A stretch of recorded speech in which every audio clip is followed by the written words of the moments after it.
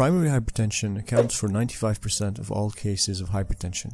A number of genetic, physiologic, and environmental factors are involved. The science behind it is still unsettled. Environmental factors. The common factors that promotes obesity, like lack of exercise, high salt intake, the higher craving for fatty foods than healthy fruits, vegetables, and whole grains, are implicated. And because they lead an unhealthy lifestyle, they rarely go out and get exposed to the sun.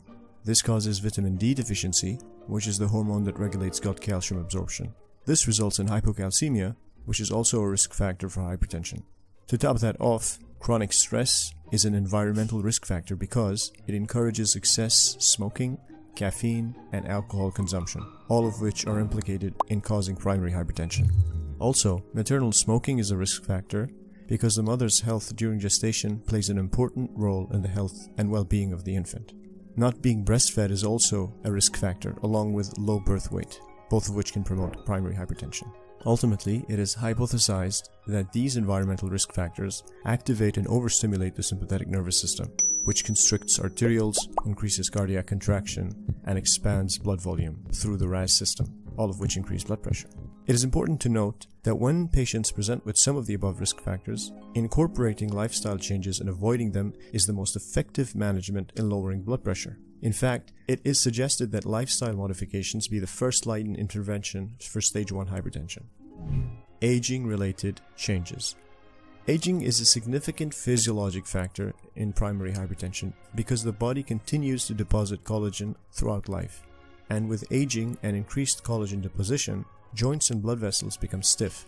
This means blood vessels lose their elasticity and won't properly distribute the pressure and blood flow they receive from the contracting heart. This increases internal blood pressure. Also, because arterial baroreceptors are strain sensitive, stiffening of arterial walls with aging means that arteries won't properly stretch with increased blood pressure. Therefore, the arteries can no longer accurately reflect the blood pressure via the baroreceptors' stretch mechanism. A characteristic finding in aging-related primary hypertension is that patients' diastolic blood pressure will be within normal range, whereas the systolic blood pressure will be quite high. For example, 160 over 75 mm mercury or 150 over 80 mm mercury, which is why this condition is called isolated systolic hypertension. A good way to diagnose it is by subtracting the systolic from the diastolic values.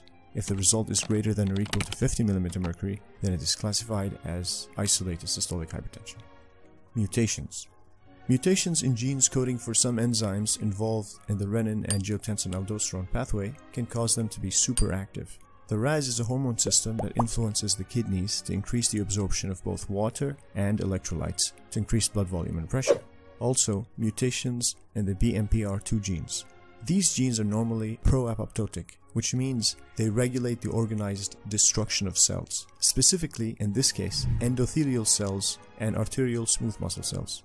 This prevents them from cluttering the vessels, especially those located in the lungs.